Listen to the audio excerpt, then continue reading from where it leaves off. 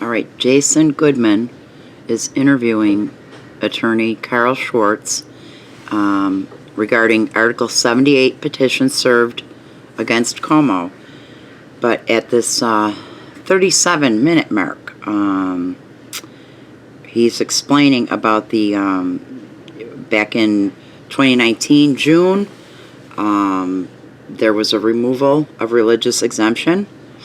And following that, Merck paid $48 million to the governor's capital fund. And then the commissioner of New York Health Department, Zucker, without using the legislature, made new rules and regulations regarding medical exemptions, single-handedly. It's amazing, amazing. So this lawyer is working hard, going after all this. Bit of a sad story, but it's real, and it's the inspiration behind all of the litigation right now. Okay, so a year ago, I alluded to this earlier, a year ago, following the legislature repealing the religious exemption for vaccines before it left its session in June, immediately following that, apparently Merck paid $48 million over to the governor's capital fund. And in mid-August, Commissioner Zucker instituted all new rules and regulations regarding medical exemptions from vaccines, and in effect gut the statute in its entirety with no legislative input at all, right? So, of course, we didn't know any of this. No, nobody did, right? We're off on vacation in August. You're coming back. School's going to start. And I remember saying to my wife, our little boy he's now 13 years old, so he was almost 12 at the time. I remember saying to my wife a year ago, August, as we're coming back, and we hadn't been with him. The Rotary has a camp for disabled kids up our way, and so he'd been there while the rest of us were able to kind of get a break, go on a vacation. And as we were coming back, I said, listen, this is the first time, I mean, our son Thorne is doing so well in school. I could actually conceive of living with him for the rest of my life. And that's a big deal. I mean, my wife's like, wow. I mean, our house, lots of it is in shambles because of my son. His condition is he's vaccine injured, right? We believe so. I didn't know enough to think that even a year ago. I believe that now, frankly. So what happened is, he went to school in the fall session, and he was sent home with, a letter from the school saying that if his vaccines weren't up to date by, next Wednesday, he can't stay in school. And so my wife's like, honey, we just got this letter. I'm like, listen, that's a mistake. Somebody must think we have the religious exemption. We don't. Our son's had the medical exemption for most of his life. I said, just get a hold of the school nurse. I'm sure it's a mistake. So I come home the next day. It was a Friday, and she's like, no, it's not a mistake. And I did what you said. I pressed them as to why, and they just said, because that's the new rule. Well, what new rule, right? Somebody made a new rule. We haven't heard anything about it. And now there's a new rule, right? Right? All this time. So I said, I'm not going to play around with these guys. I'm not a lawyer for nothing. We went to church Sunday morning. My daughter was serving as a barista. I just went in one of the rooms there, and I sat down on my computer, and I drafted a lawsuit. It was very basic, against the governor and Commissioner Zucker. And I served it. And nobody had any idea about any of this stuff, and until we got to court. And then, the answer to my 3-page lawsuit was like 70 pages long, or very nearly so.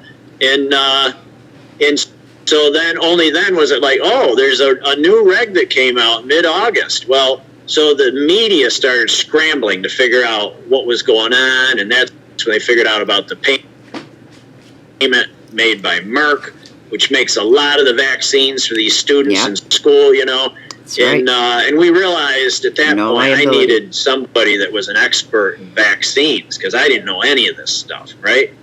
So we hired Patty Finn from down Rockland County area, and Patty was brilliant. I remained co-counsel with her because I wanted to be able to speak on behalf of my son. And so Patty did her legal work, and I did my stuff, and our son was ordered back to school by a judge the end of January. So he'd been out of school all fall, regressing. It was awful, but he got to go back to school in February. And then now you know the rest of the story. COVID hit. Wow. He's back out of school. He's back home. He doesn't understand why. He can't talk. And he's really regressing, right? I mean, it's really awful. And so during COVID, at the end of April, the judge ruled that we had won, that the governor did not have the right as an executive branch member to go in and modify the statute on medical exemptions in the state of New York. He opined if that were to occur, it would be the legislature which would have to refine and define that statute. So we won, right? But we won what? Our son has regressed so much being out of school that we're actually having to place him at this point. So that is a deep and grievous wound for me. And about the time this is happening, the parents of all these kids in our state get a hold of me saying we cannot find a lawyer that's willing to take on the governor and our kids. I mean, they are in trouble. We have student suicides and suicide attempts that are off the charts right now. And it is awful what we have done. And it is time that we get it rectified. And so that's when I said, listen, I will take up the cause. You know, he cost me my own kid.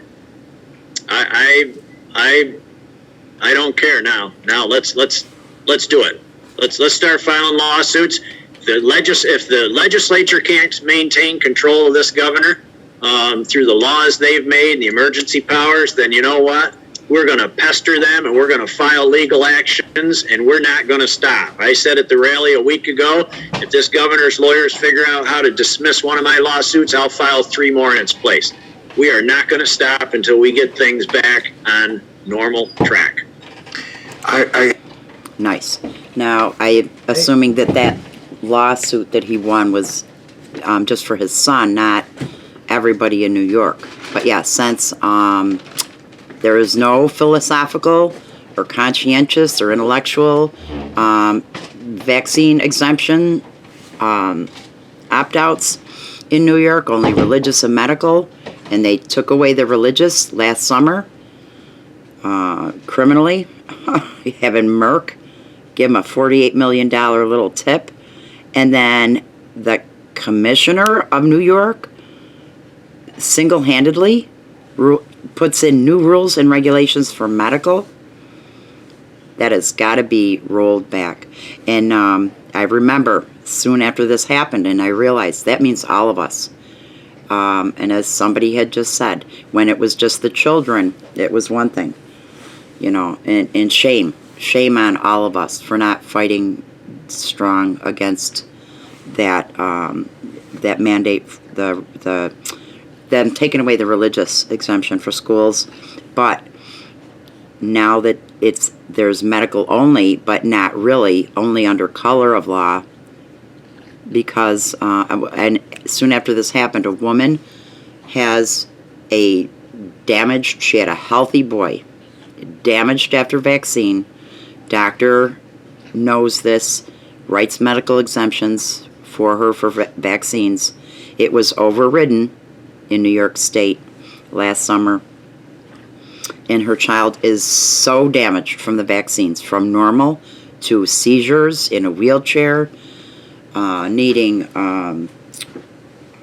he needs therapy and different things that he gets at school, and now she's stuck with either allow him to get more damaged or don't go to school and get the care that he needs that she has a hard time as a single mom being able to do.